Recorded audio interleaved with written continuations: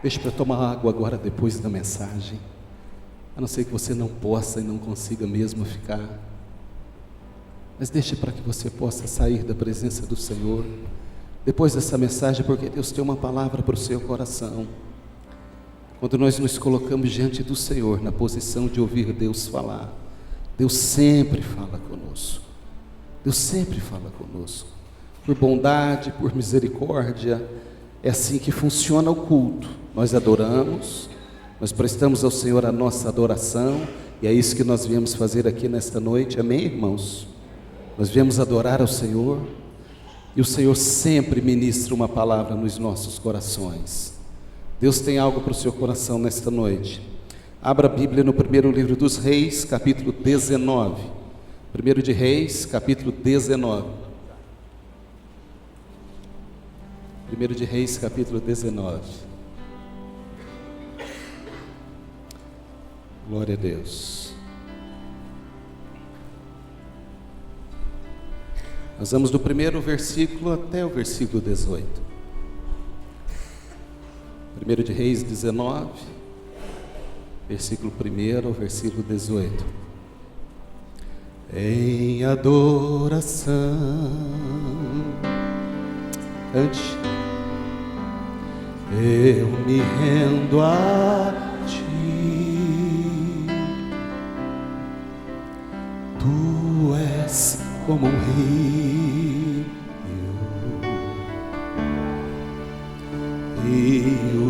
de águas vivas, flui dentro de mim, flui dentro de mim, flui dentro de mim. És manancial,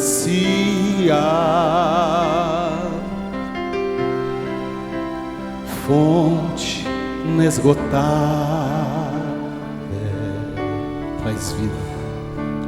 traz vida ao coração.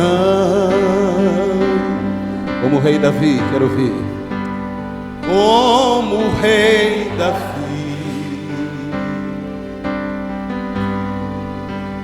quero Te louvar. Minha alma canta a Ti, Senhor, em adoração.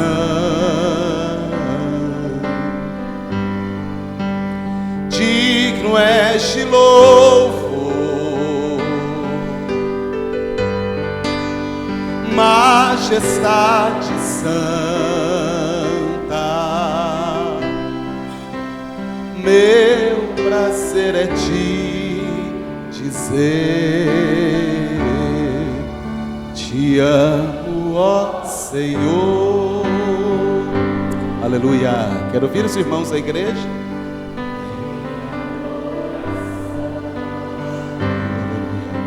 Eu me rendo a Ti.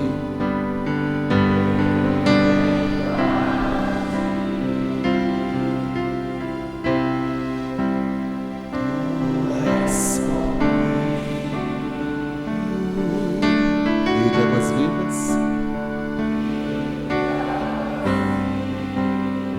coisa linda, irmãos. A igreja louvando, flui dentro de mim, flui dentro de mim.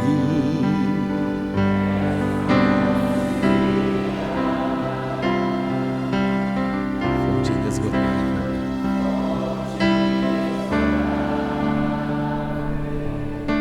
traz vida.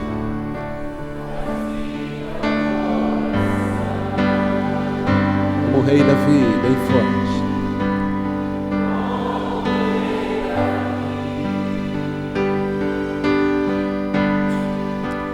Quero Te louvar. Minha alma canta, minha alma canta a Ti, Senhor, em adoração.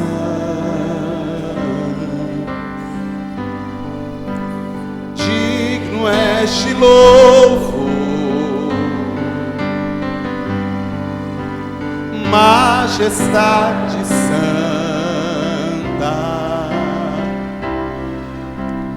Meu prazer é te dizer: te amo, ó Senhor. Como o rei Davi, mais uma vez. Como o rei Davi, quero te louvar.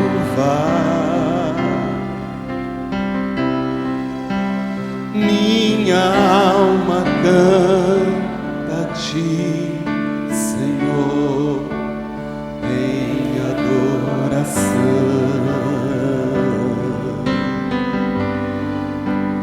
Digno és de louvor, majestade santa. Para terminar, meu prazer é te dizer: te amo, ó Senhor. Aleluia, aplauda o Senhor. Deus abençoe Isaac. Deus abençoe Isaac. Glória a Deus. É bom louvar ao Senhor. Faz tempo que a gente não cantava, né, gente? Não sei se os irmãos conheciam esse. Primeiro livro dos Reis, capítulo 19, versículo 1 ao versículo 18. Nós vamos ler 18 versículos desse capítulo, que diz assim a palavra do Senhor. Elias no monte Horebe. Acabe fez saber a Jezabel tudo quanto Elias havia feito, e como matara todos os profetas à espada. Então, Jezabel mandou um mensageiro Elias a dizer-lhe: façam-me os deuses como lhes aprouver, se amanhã, a estas horas, não fizer eu à tua vida como fizeste a cada um deles. Temendo, pois, Elias levantou-se para salvar a sua vida. Se foi, e chegou a Berseba, que pertence a Judá, e ali deixou o seu moço. Ele mesmo, porém, se foi ao deserto, caminho de um dia, e veio e se assentou debaixo de um zimbro, e pediu para si a morte, e disse: basta, toma agora, ó Senhor, a minha alma, pois não sou melhor do que meus pais. Deitou-se e dormiu debaixo do zimbro. Eis que um anjo tocou e lhe disse: levanta-te e come. Olhou ele e viu, junto à cabeceira, um pão cozido sobre pedras em brasa e uma botija de água. Comeu, bebeu e tornou a dormir. Voltou segunda vez o anjo do Senhor, tocou e lhe disse: levanta-te e come, porque o caminho te será sobre modo longo. Levantou-se, pois, comeu e bebeu, e com a força daquela comida caminhou 40 dias e 40 noites, até Horebe, o monte de Deus. Ali entrou numa caverna, onde passou a noite, e eis que lhe veio a palavra do Senhor e lhe disse: que fazes aqui, Elias? Ele respondeu: tenho sido zeloso pelo Senhor, Deus dos exércitos, porque os filhos de Israel deixaram a tua aliança, derribaram os teus altares e mataram os teus profetas à espada, e eu fiquei só e procuram tirar minha vida. Disse-lhe Deus: sai e põe-te neste monte perante o Senhor. E eis que passava o Senhor, e um grande e forte vento fendia os montes e despedaçava as penhas diante do Senhor. Porém o Senhor não estava no vento. Depois do vento, um terremoto, mas o Senhor não estava no terremoto. Depois do terremoto, um fogo, mas o Senhor não estava no fogo. E depois do fogo, um cício, uma voz, tranquila e suave. Ouvindo-o, Elias envolveu o rosto no seu manto, e saindo, pôs-se à entrada da caverna. Eis que lhe veio uma voz e lhe disse: que fazes aqui, Elias? Ele respondeu: tenho sido em extremo zeloso pelo Senhor, Deus dos exércitos, porque os filhos de Israel deixaram a tua aliança, derribaram os teus altares e mataram os teus profetas à espada, e eu fiquei só e procuram tirar minha vida. Disse-lhe o Senhor: vai, volta ao teu caminho para o deserto de Damasco, E em chegando lá, unge a Azael, rei sobre a Síria. A Jeú, filho de Ninzi, ungirás rei sobre Israel. E também Eliseu, filho de Safate, de Abel-Meolá, ungirás profeta em teu lugar. Quem escapar à espada de Azael, Jeú matará. Quem escapar à espada de Jeú, Eliseu matará. Também conservei em Israel 7.000, todos os joelhos que não se dobraram a Baal, e toda a boca que o não beijou. Amém e amém. Feche seus olhos mais uma vez, Senhor. Estamos diante da Tua palavra mais uma vez. Ó Deus, e nós nos curvamos diante da autoridade da Tua palavra, Senhor. Porque a Tua palavra é viva, é poderosa e ela é eficaz. E ela penetra, Senhor, no mais íntimo do homem e da mulher. Ela vai na divisão da alma, do espírito, das juntas e das medulas, ó Deus. E ela tem a propriedade de discernir os pensamentos e as intenções dos nossos corações nesta noite. O Senhor sabe como chegamos aqui. O Senhor sabe, ó Deus, a maneira em que viemos te adorar nesta noite. O Senhor conhece os nossos corações e sabe, Senhor, o que nós precisamos ouvir do Senhor nesta noite. Por isso nós te pedimos, Senhor, fala conosco, eu te peço. Fala, Senhor, com a tua igreja mais uma vez. Não aquilo que nós queremos ouvir, mas aquilo que nós estamos precisando ouvir. É o que eu te peço, Senhor, em nome de Jesus. Amém, amém e amém. Glória a Deus. Meus irmãos, eu quero falar nessa noite, nesse tempo que nos resta um pouquinho, sobre a vida deste homem chamado Elias. Um dos personagens, ou uma das personagens mais conhecidas na Bíblia. Quem nunca ouviu falar de Elias? Um dos profetas mais poderosos que a Bíblia nos traz as informações deste homem. Em matéria de profeta, Elias é o grande profeta da Bíblia. Um homem que aparece num cenário bíblico que é colocado por Deus num dos momentos mais complicados e difíceis da história desse povo de Israel. Deus levantou Elias como profeta em Israel, no 9º século antes de Cristo, por volta de 900 antes de Cristo. Israel naquele momento estava dividido em dois reinos, reino do norte e reino do sul. No reino do sul estava o reino de Judá, formado por 2 tribos, Benjamim e Judá. E no reino do norte estava o reino de Israel, formado por 10 tribos. Samaria era a capital do reino de Israel. Elias é levantado por Deus para profetizar durante o reinado de 2 reis, o rei Acabe e o rei Acasias. Nós encontramos a história de Elias na Bíblia, no 1º e no 2º livro dos reis, começando no 1º livro dos reis, no capítulo 17, e vai até o 2º livro dos reis, no capítulo 2, quando a Bíblia diz que Elias é trasladado, é arrebatado pelo Senhor, e ele sobe aos céus num carro de fogo. Nesses poucos capítulos, entre o capítulo 17 do 1º Reis e o 2º capítulo e o 2º livro, no capítulo 2 de Reis, traz-nos a Bíblia a história deste profeta poderoso em obras. Diz a Bíblia que o profeta Elias foi um grande homem de Deus. Um grande profeta. Ele é conhecido na Bíblia, interessante, porque nós não encontramos na Bíblia a história, a origem do profeta Elias, a sua descendência. Nós apenas sabemos que ele era o tisbita, ele era de uma cidade de Tisbé, e ele é reconhecido e chamado como Elias o tisbita. Mas nós não temos informações dos pais, nós não temos informações da história, nem da família deste homem, que se tornou o grande profeta do Velho Testamento. A história desse homem se desenrola e se descortina neste espaço entre o 17 do 1º Reis e o capítulo 2 de 2º Reis, mas é tão marcante, irmãos, é tão poderosa a história de Elias, que ainda hoje ele é considerado o maior de todos os profetas. Deus levanta Elias e faz com que ele seja um marco naquela nação, um porta-voz. A nação estava em crise, Deus precisava falar, e me chama a atenção que todas as vezes que Deus precisa fazer alguma coisa, mudar a realidade, transformar, mudar situações, Ele sempre usa alguém, um homem ou uma mulher, para poder realizar aquilo que Ele precisa realizar. Nós temos visto na história sendo marcada por homens e mulheres que foram decisivos nas mãos de Deus para fazer grandes coisas.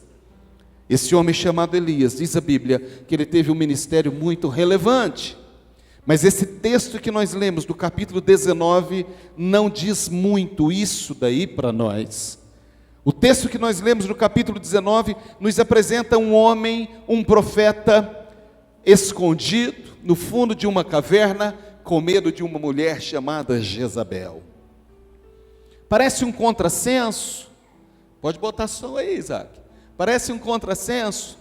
Parece algo que não bate com a história desse homem, tão usado, tão poderoso em obras. De repente, sai correndo, porque uma mulher decide ameaçá-lo. Quando nós olhamos para a Bíblia, irmãos, e a gente vê fatos tão relevantes na história desse homem, na história de Elias.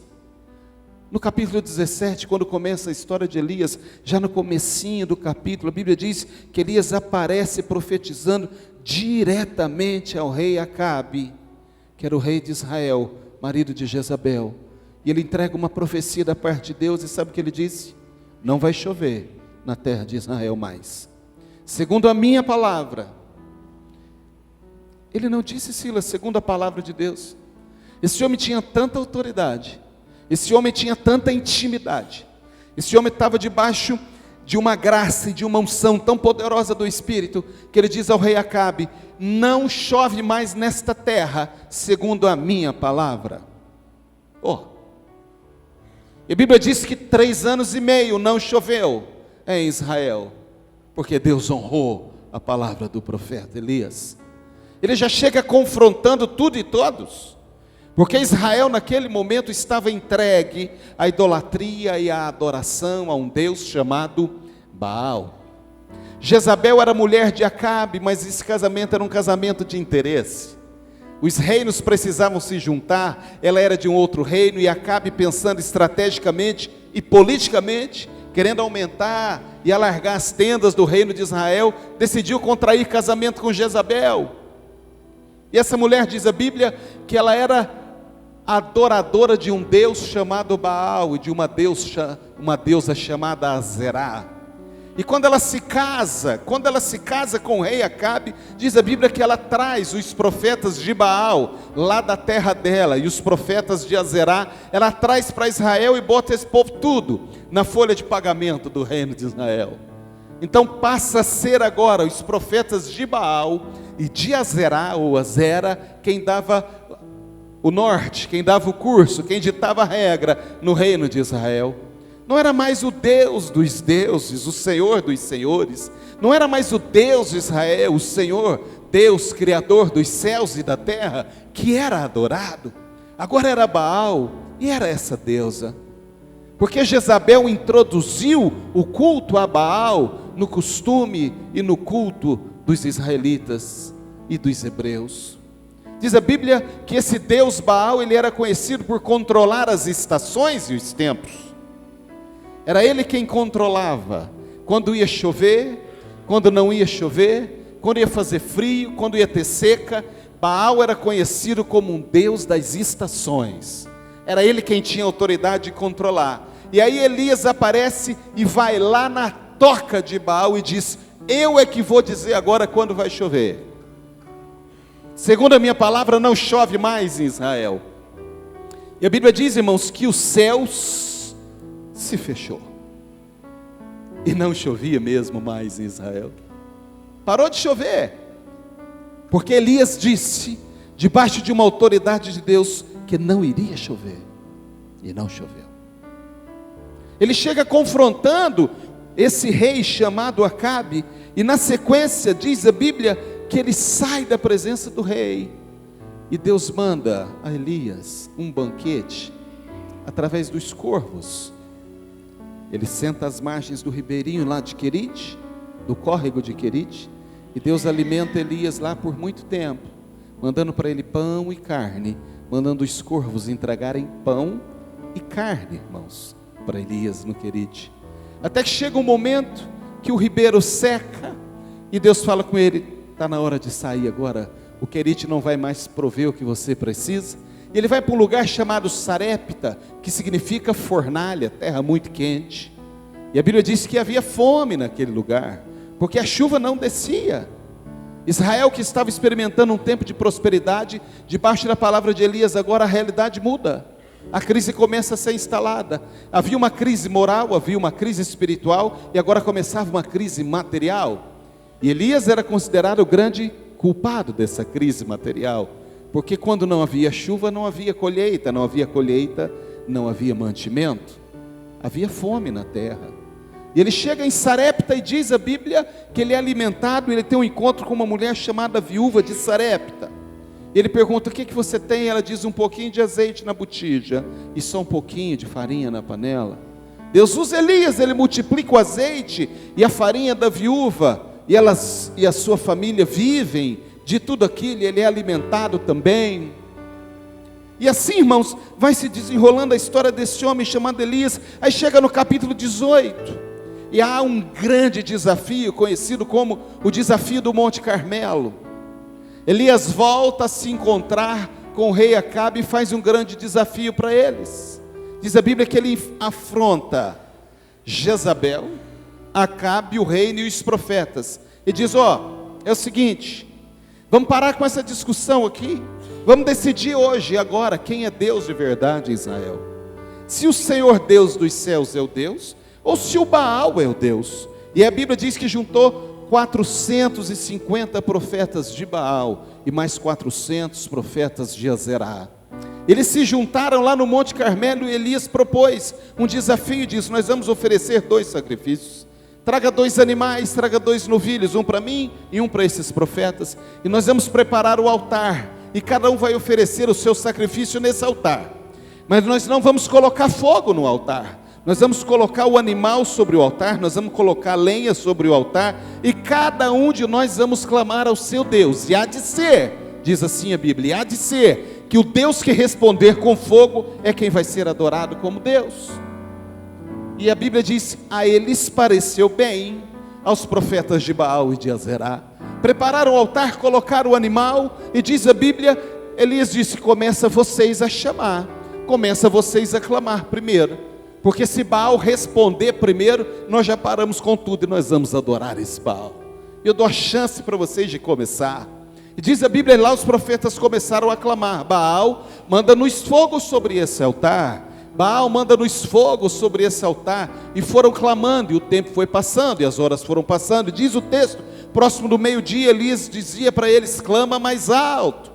Quem sabe Baal está dormindo, ele não acordou ainda, clama mais alto. Às vezes ele não está ouvindo o clamor de vocês. E eles continuaram clamando, até que diz a Bíblia, eles rasgaram as vestes, e nada aconteceu.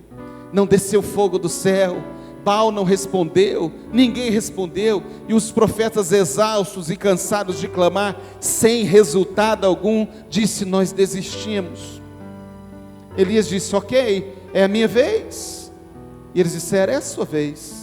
Se Baal não respondeu, não há Deus que possa responder. Elias disse: então chegou a minha vez. A Bíblia diz: ele reparou o altar, e de tanto eles clamarem em cima do altar, quebrou o altar.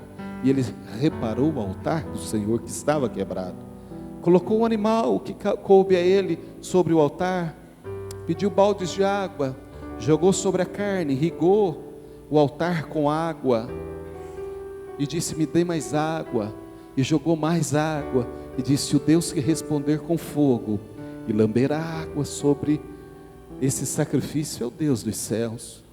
E depois que ele preparou tudo isso, diz a Bíblia que ele se coloca diante do Senhor e diz: Deus, para que todos saibam que há um Deus nos céus, e que há Deus em Israel, e que eu sou seu servo, Senhor, manda fogo do céu agora sobre esse altar. Irmãos, eu creio que Elias não disse nem amém. Ele não precisou dizer amém na oração dele.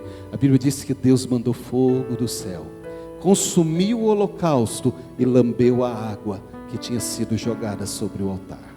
A partir daquele momento, diz a Bíblia que Elias disse: a partir de hoje só há um Deus em Israel, que é o único digno de adoração, é o único digno de ser adorado. Esse é o desafio do Carmelo.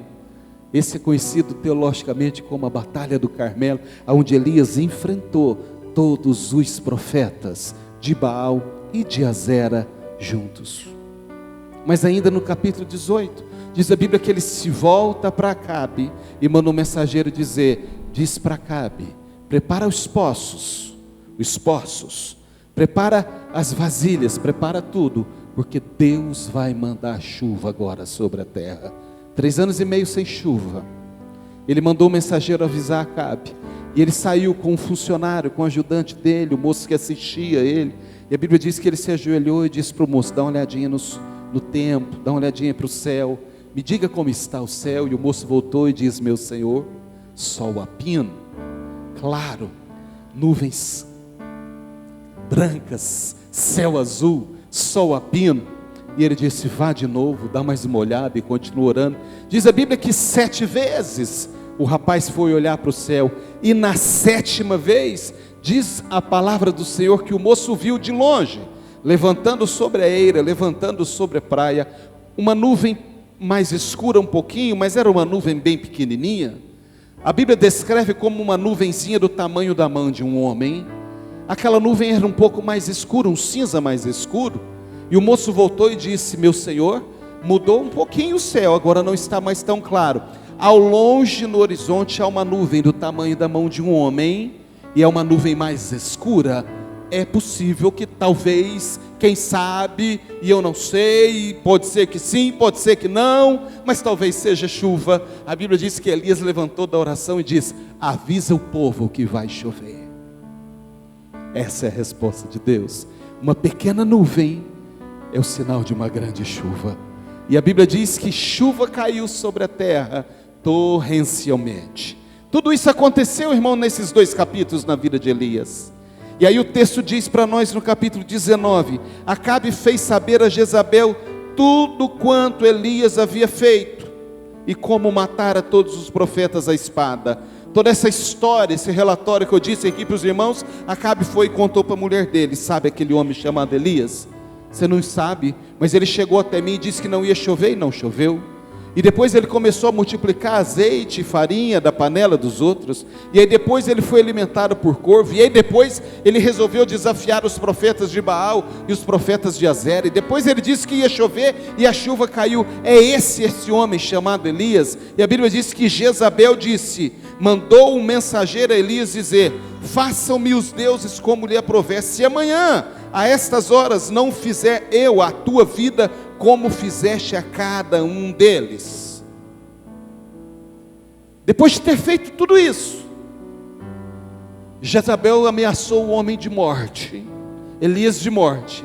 E a Bíblia diz que ele saiu, ele fugiu e se escondeu numa caverna com medo de morrer. Irmãos, essa mensagem é que eu quero ministrar aos irmãos nesta noite. Eu fiquei pensando hoje à tarde: por que será, depois de viver tudo isso, de ser usado como ele foi usado, com tanta autoridade, de conhecer Deus tão de perto, o que levou Elias, queridos, a se esconder sozinho, deprimido, no fundo de uma caverna? Depois de experimentar a intimidade com Deus, a ver Deus fazer tantas coisas, o que será que passou pela cabeça desse homem que o levou a fugir de um recado que a mulher mandou dar para ele: amanhã eu vou te matar, você não vai continuar vivo? Não é possível que seja medo de Jezabel. Não é possível, irmãos, que ele tenha se impressionado tanto com essa mulher, que ele tenha dito: eu abandono tudo, eu não quero mais saber. Eu não quero mais saber desse Deus, eu não quero mais saber de ser profeta dele, eu não quero mais saber de ser porta-voz dele. Eu não quero mais nada com esse Deus, porque não é possível que depois disso ainda tenha alguém que queira me matar. Eu não creio que realmente foi isso. A Bíblia diz que temendo Elias a Jezabel, pois, Elias levantou-se para salvar a sua vida e se foi, e chegou a Berseba, que pertence a Judá, e ali deixou o seu moço. Ele foi para o deserto, e se assentou debaixo de um zimbro, de uma árvore, e pediu para si a morte, e disse: basta agora, Deus, eu quero morrer, eu não quero mais continuar desse jeito, me mate a minha alma, pois eu não sou melhor do que meus pais. A Bíblia diz que ele deitou e dormiu debaixo do zimbro, e o Senhor mandou um anjo, irmãos, o Senhor mandou um anjo, que tocou em Elias. Ele foi acordado pelo anjo. Pensa nisso, Betinho. Você está dormindo, desanimado, está triste, está querendo desistir. Aí o Senhor manda um anjo lá no seu quarto e diz: acorda, Betinho. Se fosse a Josi, ia ter que chacoalhar mais, né? Mas você acordava na primeira. E aí você acorda e vê um anjo. Você levanta e fala: o quê? Eu quero mais é esse Deus. Eu vou continuar, Senhor, me perdoa, não vou desistir não. A Bíblia diz que ele foi acordado pelo anjo. O anjo o alimentou. A Bíblia diz: junto à cabeceira o Senhor colocou pão cozido sobre pedras em brasa e uma botija de água. Ele comeu, bebeu e tornou a dormir. O anjo acordou, o Senhor o alimentou e disse: companheiro, estamos juntos, vamos nessa, para não, estou com você. Mas a Bíblia diz que ele comeu, bebeu a água fresca e decidiu voltar a dormir. Mais uma vez ele voltou a dormir, e sabe o que aconteceu? Voltou segunda vez, o anjo do Senhor tocou e lhe disse: levanta-te e come, porque o caminho será muito grande, comprido para você. E aí a Bíblia diz, irmãos, ele se levantou, comeu e bebeu, com a força daquela comida, caminhou 40 dias e 40 noites, e chegou no lugar chamado Horebe, o monte de Deus. E quando ele chega em Horebe, ele olha e ele vê uma gruta, ele vê uma caverna, e ele decide entrar no fundo da caverna, entrar dentro da caverna, e mais uma vez se esconder de Deus, do mundo e de todos. E disse: eu não quero mais nada com esse Deus, Rafa. Eu não quero mais nada com esse Deus, porque eu fui ameaçado por Jezabel. Eu não quero mais nada com esse Deus, porque ele permitiu que essa mulher me ameaçasse. Oh, irmãos, por muito pouquinho, por muito pouco, a história de Elias não seria diferente. A Bíblia diz que esse homem, no final, ele foi arrebatado e foi diretamente para os céus com o Senhor.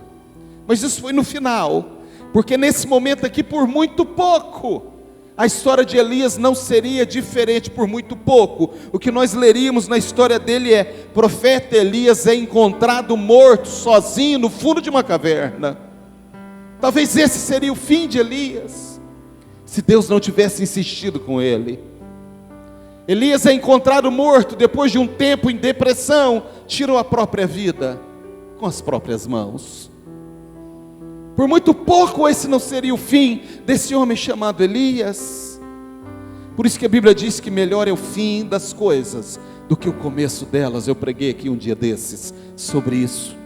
Não importa como você começou, não importa o jeito que você começou, não importa os erros, não importa as falhas, não importa a maneira que a sua vida e o seu relacionamento com Deus começou, não importa, o que importa é hoje, é o que vai acontecer na sua vida de hoje em diante, é daqui para frente.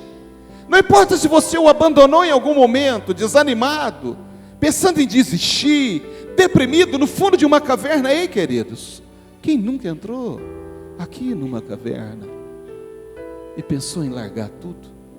E todos nós temos as nossas cavernas por aí, que às vezes a gente não quer saber de nada, a gente não quer encontrar ninguém, a gente não quer falar com ninguém, e a gente quer desistir da caminhada. E aí vem um anjo, nos acorda, e a gente come e bebe e decide dormir de novo. Mas o Senhor não desiste de nós. Oh, aleluia! Ele não desiste de você.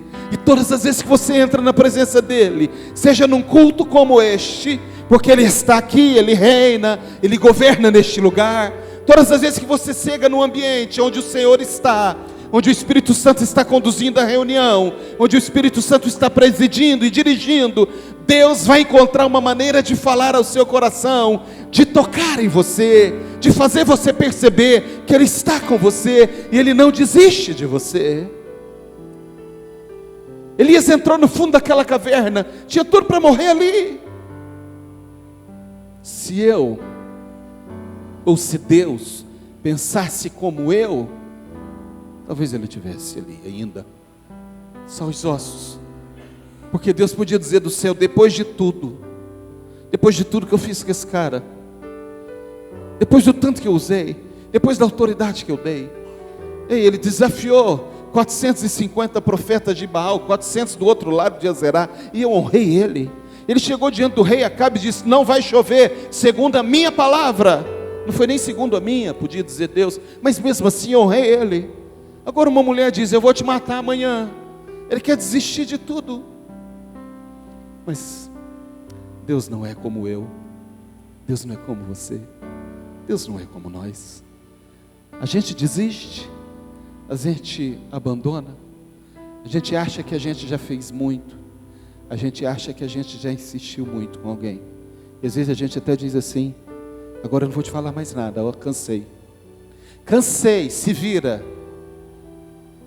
Deus te trouxe aqui para dizer: Ele não desistiu de você.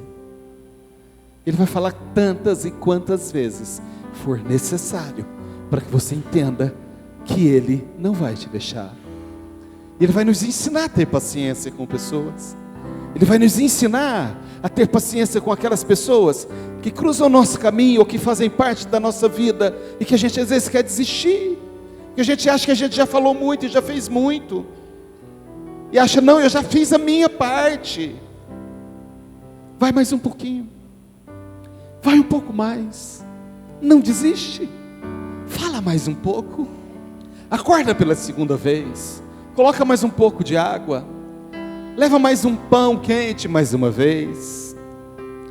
Elias chega e entra no fundo daquela caverna, irmãos, e acontecem 6 coisas muito importantes ali dentro.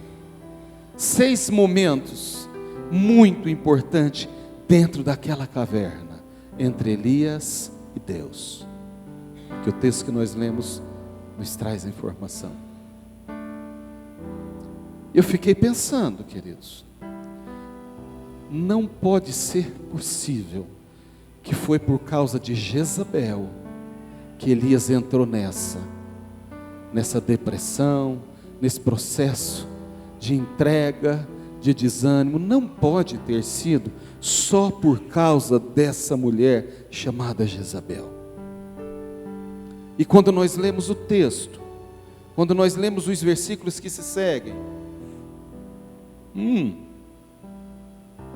talvez a gente comece a entender por que Elias achou que ele estava abandonado, que ele estava sozinho, que ele não precisava passar por aquilo. Versículo 9, Deus pergunta para ele. Há uma pergunta de Deus. Esse é o primeiro momento. Deus sempre vai nos perguntar primeiro, antes da gente perguntar para Ele. Às vezes a gente quer ter uma oportunidade de falar com Deus, e fala como falou Jó: eu quero perguntar para Deus por quê? Por que isso está vindo sobre mim? Por que Deus permitiu tantas coisas ruins acontecer comigo? E a gente espera o momento da gente perguntar para Deus, para entender aqui na nossa cabeça e processar por quê. Mas Deus sempre vai nos perguntar primeiro. Primeiro Ele perguntou para Jó, depois Ele disse: depois você me pergunta. E aqui no relacionamento dele com Elias, a mesma coisa aconteceu. Deus tomou iniciativa do relacionamento e do contato.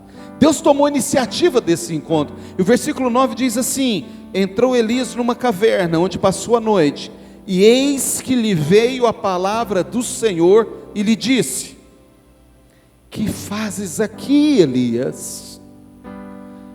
Deus está perguntando para ele: cara, o que você está fazendo aqui, velho? Não é possível, depois de tudo que nós vivemos juntos daqui a pouco, depois de tudo que nós passamos juntos, depois de tanto relacionamento que nós tivemos, depois de tantos encontros que nós tivemos, o que você está fazendo aqui? A pergunta do Senhor foi direta: Elias, o que você está fazendo nessa caverna, querido? Não é aqui que é para você estar. O que você está fazendo aqui? Não estou entendendo nada. Claro que Deus entendia tudo, me permita dizer assim, porque Deus estava conversando com eles: Elias, o que você está fazendo aqui? Aqui não é o teu lugar. Eu te honrei, eu te sustentei, eu sou o teu provedor, eu sou aquele que te guarda, eu sou aquele que anda com você, eu sou aquele que não te desampara. Quando todos viram as costas para você, eu estou com você. Quando você chora no seu travesseiro sozinho, eu sou o único que está com você ali. Quando os teus amigos te deixam, eu estou com você. Quando o seu saldo do banco está top, bufando, eu estou com você. Mas quando está lá embaixo, o gerente te liga 3 vezes por dia, eu estou com você também. Então não estou entendendo. Por que você está aqui? Por que você decidiu entrar nessa caverna e fugir, dizer que quer morrer? A primeira pergunta de Deus é: que fazes aqui, Elias? Irmãos, e a resposta de Elias é sintomática. Talvez ela comece a revelar, Rafa, por que ele estava lá, daquele jeito? No versículo 10, ele diz assim, a resposta de Elias é: tenho sido zeloso pelo Senhor, Deus dos exércitos, porque os filhos de Israel deixaram a tua aliança, derribaram os teus altares, e mataram os teus profetas à espada, e eu fiquei só, e procuram tirar minha vida. Vamos entender essa resposta? Deus pergunta: o que você está fazendo aqui, cara? Ele diz: Senhor, eu tenho sido zeloso pelo teu nome, eu tenho feito a minha parte, eu tenho agido correto com o Senhor. Os filhos de Israel, aquele que o Senhor disse que é o teu povo, é que tem matado os profetas à espada, é que tem virado as costas para o Senhor, são eles que têm te deixado. Eu tenho feito a minha parte, e eles estão procurando tirar a minha vida, mas eu sou zeloso. Irmãos, eu li isso hoje à tarde e fiquei pensando, não pode ter sido só por conta de Jezabel, com medo daquela mulher, porque ele viu Deus fazer tantas coisas. Mas o que Elias queria era reivindicar de Deus um direito, Pedro, que ele achava que tinha. Ele disse: eu sou zeloso, eu não faço mal para ninguém. Vamos entender esse texto? Amém, irmãos? Os irmãos estão comigo aqui. Eu não faço mal para ninguém, eu ajudo todo mundo, eu não sou uma pessoa má, eu ajudo quando eu posso, eu contribuo, eu dou esmola. As pessoas falam: eu sou uma pessoa boa. Deus, eu sou uma pessoa boa, faço o meu melhor, trato todo mundo bem, creio no Senhor, que eu tenho fé. Deus, eu tenho fé. O Senhor sabe que eu tenho fé. Eu sou uma pessoa que não merece passar por isso. Eu sou melhor do que os meus irmãos lá, que viraram as costas para o Senhor. Eu estou sozinho, é só eu. Por que o Senhor está deixando isso acontecer comigo? Por que isso está vindo sobre mim? Entende a resposta de Elias? Ele decidiu se fechar e disse: Deus, não conta mais comigo não. Estou cansado de ser sozinho nessa. Os meus problemas são maiores do que o de todo mundo. Falei sobre isso no grupo de comunhão terça passada. Que tem vezes, irmãos, eu atendo pessoas aqui, e às vezes eu fico com vergonha, irmãos, das coisas que eu ouço, daquilo que as pessoas colocam como o problema do fim do mundo, que a vida está acabando e que Deus me abandonou. E pessoas, irmãos, que a gente olha, não tem problema, tem saúde, recurso financeiro, vida, casa, família, a vida segue. Mas problema para abandonar, para desistir de tudo? Não, queridos. Eu vejo essas irmãs aqui com crianças, irmãos, filhos e filhas, que receberam um diagnóstico tão difícil da medicina. A coisa mais dura para um pai e para uma mãe é ver o filho receber um diagnóstico difícil como esse, como câncer. E estão aqui alegre, feliz, chorando, sofrendo, mas nem por isso pensando em desistir, abandonar. Uma delas veio aqui na quarta-feira: Carol, eu não ouvi, Carol, mas eu sei a sua história, me contaram a sua história. tudo que essa moça passou, e está aqui, e não revoltou, e não desistiu da vida, e está querendo caminhar, com um problemão desse. E a gente às vezes acha que os nossos são maiores do que o de todo mundo, e fica bravo, e emburra, e faz bico com Deus, e entra na caverna e diz: eu não quero saber de mais nada, não vou mais, Senhor, não vou, chega, estou cansado, estou cansada. Elias, irmão, se achava cheio de razão. Ele disse: sou só eu, Senhor, só eu que estou aí lutando. Esse foi o segundo momento da caverna, a resposta de Elias. O terceiro momento da caverna foi uma ação de Deus. Versículo 11 e 12. Depois que Elias disse: Senhor, eu sou muito zeloso, eu sou zeloso pelo teu nome, eu sou cuidadoso. Eles não, mas eu sou. Então eu tenho meus direitos. Deus fala no versículo 11 com ele. Disse-lhe Deus: sai, põe-te neste monte perante o Senhor. Eis que passava o Senhor, e um grande e forte vento fendia os montes, e despedaçava as penhas diante do Senhor. Porém o Senhor não estava no vento. Depois do vento um terremoto, mas o Senhor também não estava no terremoto. Depois do terremoto um fogo, mas o Senhor também não estava no fogo. E depois do fogo um cício, uma voz, um sussurro, tranquilo e suave. Há uma tradução que diz uma voz mansa e delicada. E a Bíblia diz: Deus estava nessa voz e falou com Elias. Ouvindo Elias, envolveu o rosto no seu manto e saindo pôs-se à entrada da caverna. E aí mais uma vez veio a voz do Senhor para Elias. É o quarto momento. E pergunta para ele: que fazes aqui, Elias, pela segunda vez? Depois do Senhor falar com ele, não com terremoto, não com vento, não com trovão, não para abalar, mas a Bíblia diz que Deus fala com Elias numa voz mansa e suave e delicada: que fazes aqui, Elias? Pela segunda vez. E pela segunda vez Elias responde. Ele respondeu quase a mesma coisa que ele respondeu da primeira. Se na primeira ele disse: eu tenho sido zeloso, na segunda resposta ele diz: eu tenho sido extremamente zeloso. Ele reforça o entendimento dele.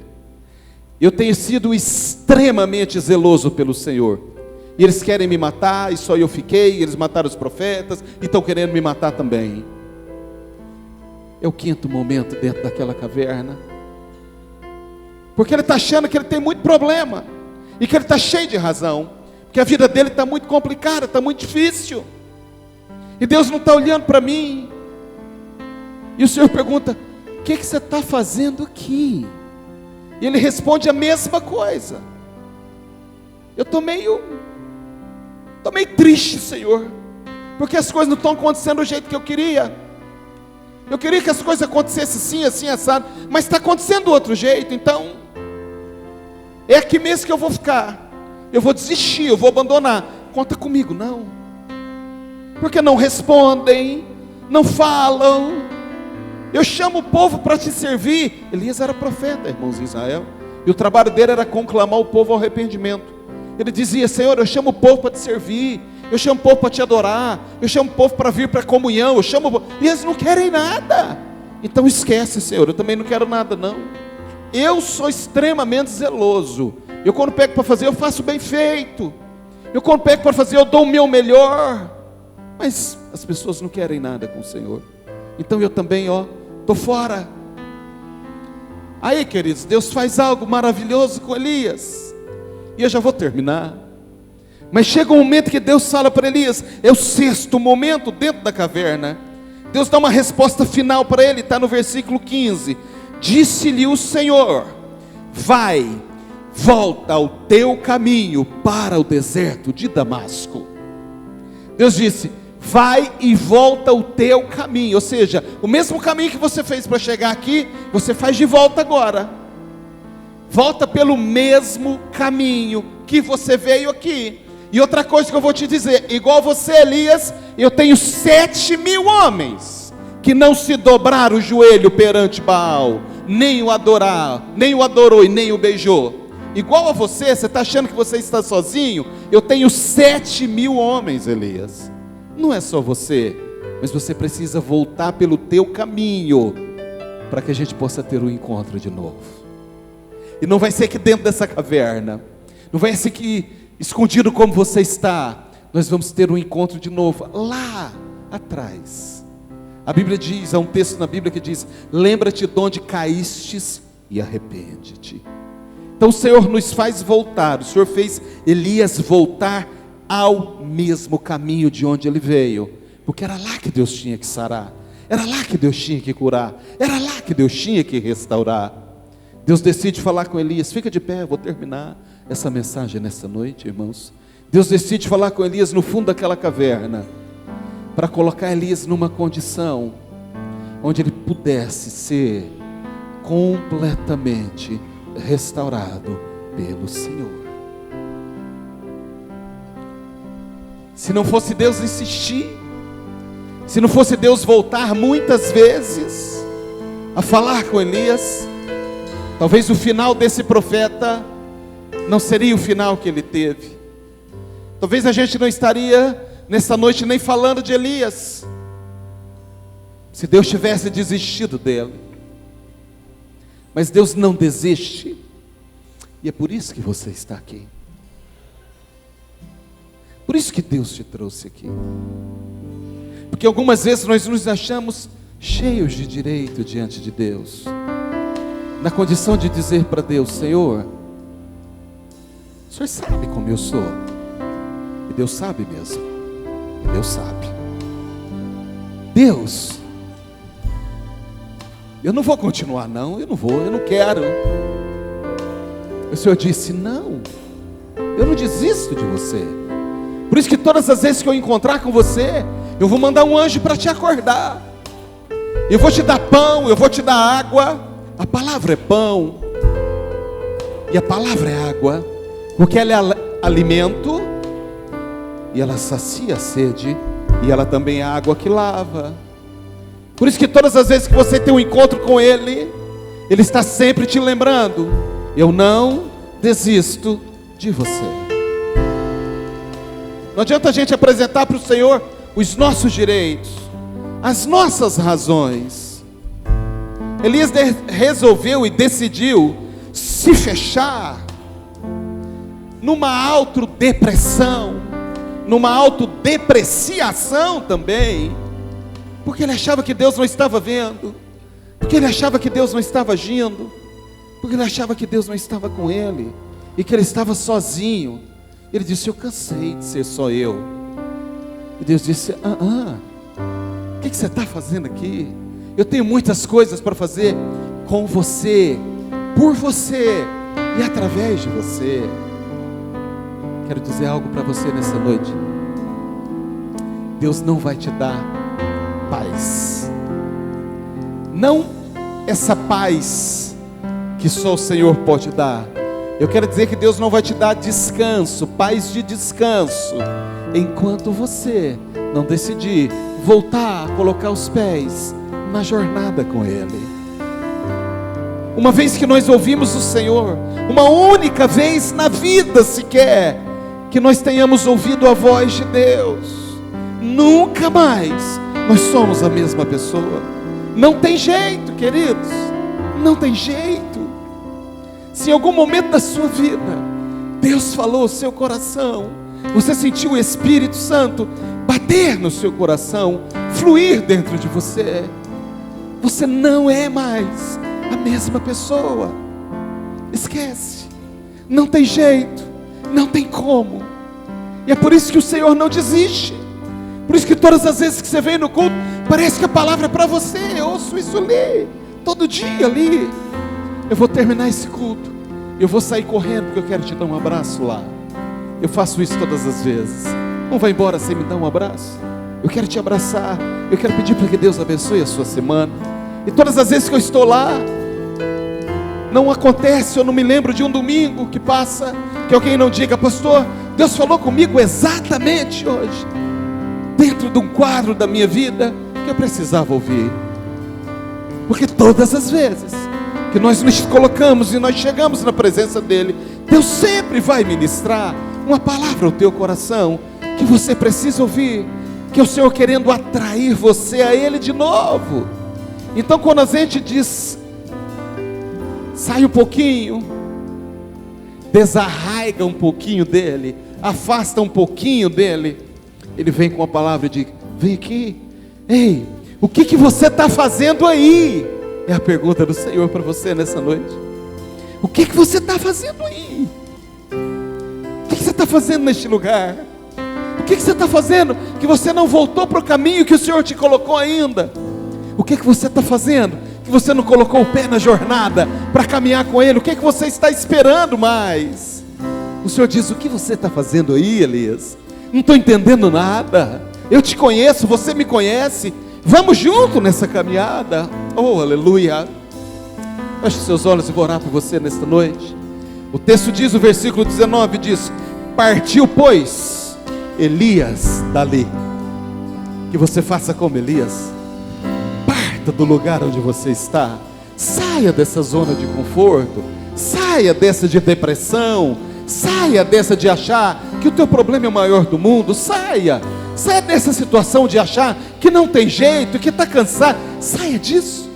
Deus quer renovar suas forças hoje. Ei, Deus quer restaurar suas forças hoje. Deus quer animar você. Deus quer fortalecer você. É por isso que Ele te trouxe aqui. E é por isso que Ele ministra dessa forma nos nossos corações nesta noite. Você é muito importante para Ele. Ele não desiste de você. Ele não desiste de você. Ele te quer 100% com Ele e para Ele. Feche seus olhos e vou orar ao Senhor. Adore a Deus nesta noite. Aleluia.